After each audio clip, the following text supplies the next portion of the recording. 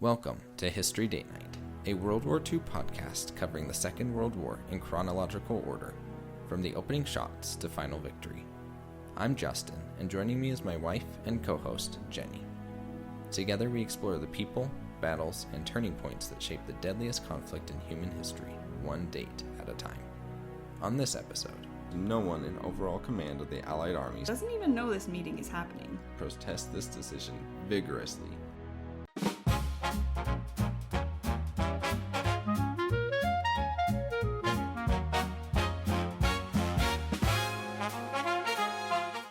Welcome back to History Date Night. I'm Jenny. Last episode, Guderian's panzers reached the English Channel and filled their lungs with sea air, cutting the Allied armies in two, while British Matildas at Arras rattled Rommel. This episode, May 23rd through 26th, covers 4 days that historians still argue about today because they contain one of the single most consequential and most mysterious decisions of the entire war. The moment German tanks, with total victory apparently within their grasp, come to a stop. And I'm Justin. This episode also has Britain arresting hundreds of people suspected of fascist sympathies in a single sweep, an assassination attempt on Leon Trotsky in Mexico City involving bombs and machine guns, and one of the most chaotic days in the entire French High Command's history. A series of missed meetings and a fatal car crash that leaves the Northern Allied armies without effective coordination at the worst possible moment. Let's get into it. On May 23rd in London, on the orders of the Home Secretary acting under Defence Regulation 18B, British authorities arrest Sir Oswald Mosley, founder and leader of the British Union of Fascists, along with dozens of others in a single coordinated sweep. Mosley is taken from his flat at Dolphin Square. A raid on the British Union of Fascist headquarters on Great Smith Street nets several of the organization's leading members. Captain Archibald Maule Ramsay, the sitting member of Parliament for Peebles and president of the openly anti-Semitic Right Club, is also detained. By the time the broader sweep of the organization is finished, roughly 750 members of Mosley's movement have been arrested and interned without charge.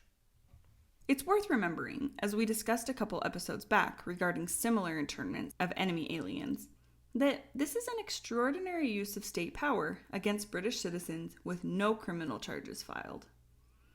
But it's also worth remembering the context.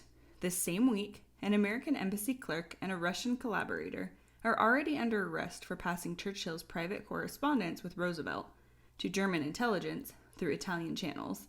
And the fear of organized subversion, however overstated in most individual cases, isn't coming from nowhere. Diana Mosley, Oswald's wife, will be detained several weeks later in June.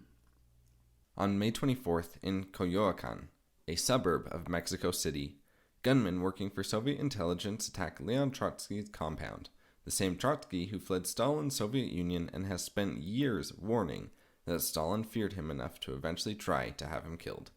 The attackers detonate bombs and fire hundreds of machine gun rounds into his bedroom, causing such extensive damage that they leave assuming he's dead.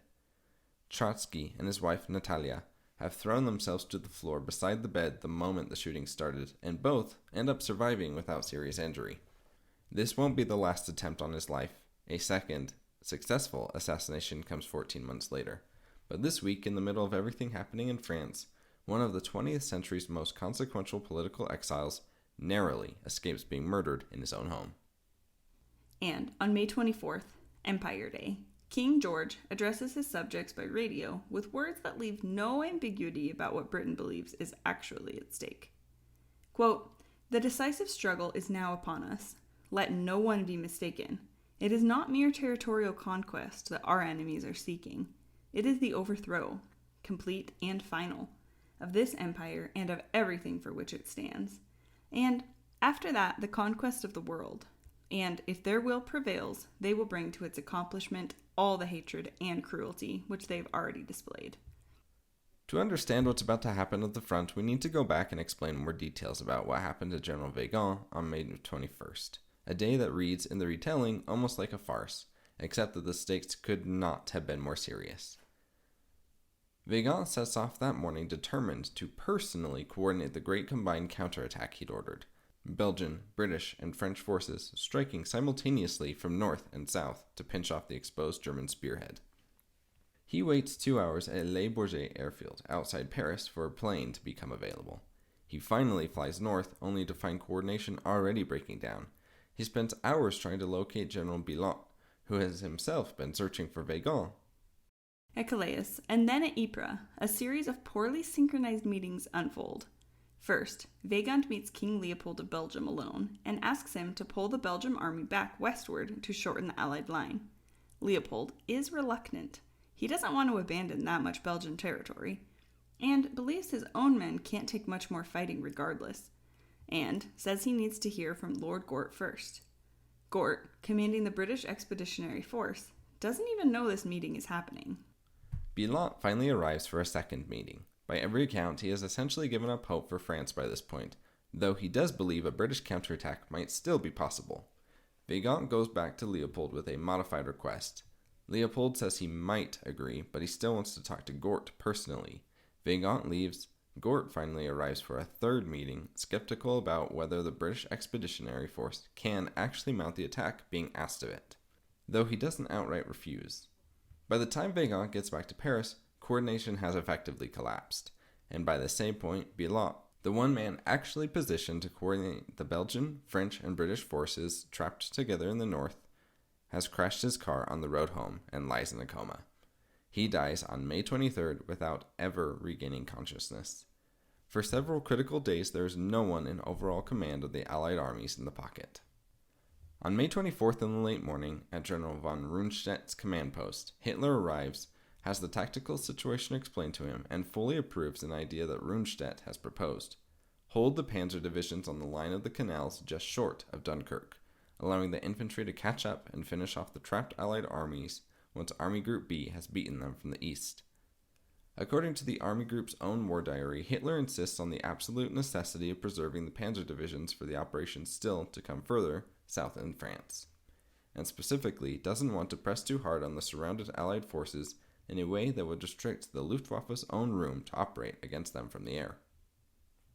The order stops German tanks roughly 18 miles from Dunkirk. At the time it's given, 1st Panzer Divisions has already established bridgeheads against the Au Canal, is meeting comparatively weak resistance, mostly French troops, thinly spread from Gravelines to St. Monin, with British forces further south, and is in a strong position to press directly toward the port.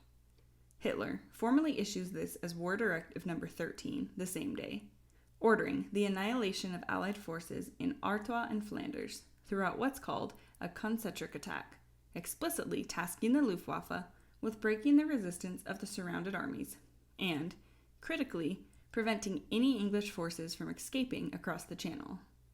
This is where Hermann Göring comes in, the head of the Luftwaffe. According to multiple accounts, Göring personally assures Hitler that the Luftwaffe alone can finish the job, destroy the trapped Allied armies from the air, prevent any evacuation, and let the precious panzer divisions rest and refit for the next phase of the campaign, rather than risk them getting bogged down in the waterlogged Flanders terrain around Dunkirk. German army generals in the field protest this decision vigorously. Guderian, who by every account wants to keep pushing, is ordered to halt, and does so, obediently, though, by his own later account, with much frustration. Historians have spent 80 years debating why Hitler agreed to this. Was it tactical caution about tank losses and marshy ground? Was it Göring's ego and his desire for the Luftwaffe, his own creation, to claim the decisive final blow? Was it some early, half-formed political calculation about wanting Britain to survive as a negotiating partner rather than being humiliated completely? The honest answer is that we still do not fully know, and we probably never will know with total certainty. But what we do know is the consequence. The pause lasts until the morning of the 27th, and that gap gives French and British forces the time to organize a defensive perimeter around Dunkirk that would not have existed otherwise. It is, by nearly universal historical consensus, the single decision that makes the evacuation we're about to spend the next several days episode covering actually possible. While the Halt order is being debated at Rundstedt's headquarters, the fighting for the Channel ports themselves continues without pause.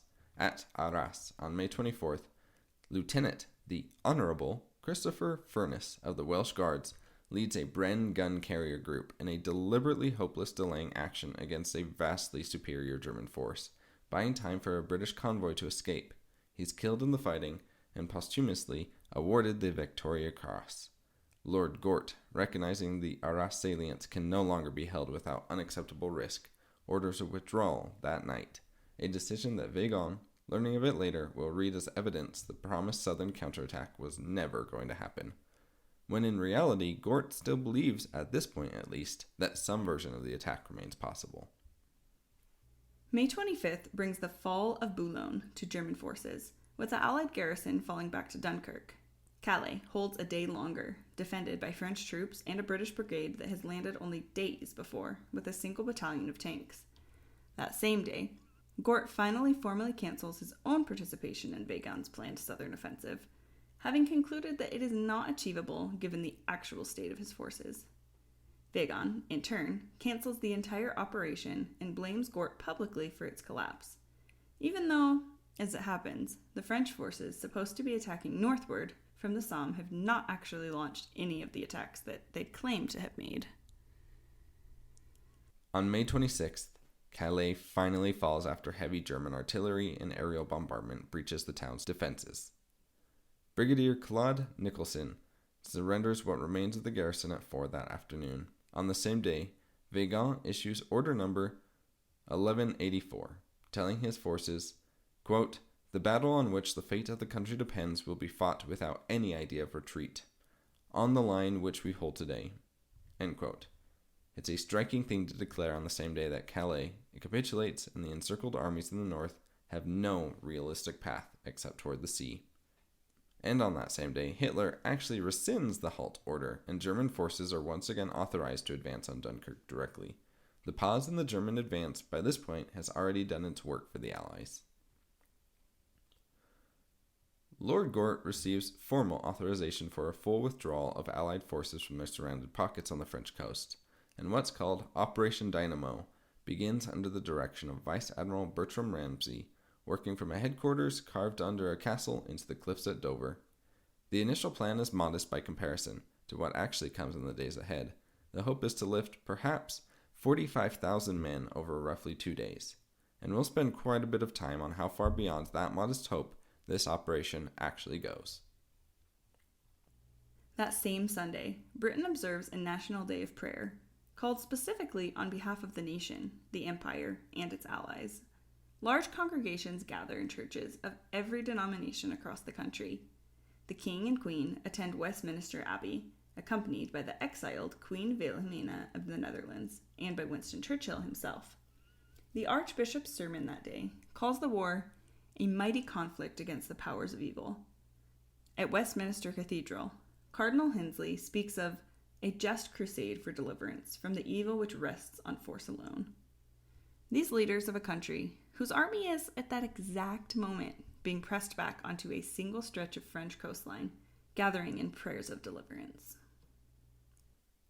General Sir John Dill becomes chief of the Imperial General Staff on this same day, with his predecessor, General Ironside, moving to become the Commander-in-Chief of Home Forces. This man is now directly responsible for organizing Britain's own defenses against an invasion that many now consider a real possibility if the army in France cannot be brought home. In the single month since the invasion began, roughly 8 million people leave their homes across northern France and Belgium, the largest mass migration in the history of Western Europe up to this point. Lille, a city of 200,000 people, empties to 10% of its normal population. Chartres, which had 23,000 residents, is down to around 800. Northeastern France remembers exactly what 4 years of German occupation meant in the last time, in World War I. And its people are not willing to find out what it means a second time, if they can possibly help it. Roads meant for military movement are choked, instead with civilians pushing carts, carrying children, walking in whatever direction seems to lead away from the fighting. And every one of those roads is a road the French army also needs, right now, to try to save what's left of itself. So, to wrap up, Britain arrests hundreds of suspected fascist sympathizers in a single sweep.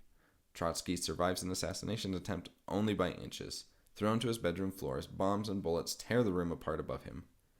Weygand spends a critical day in a series of poorly coordinated meetings, while the one man seemingly capable of coordinating the Allied response dies after a car crash on the road home.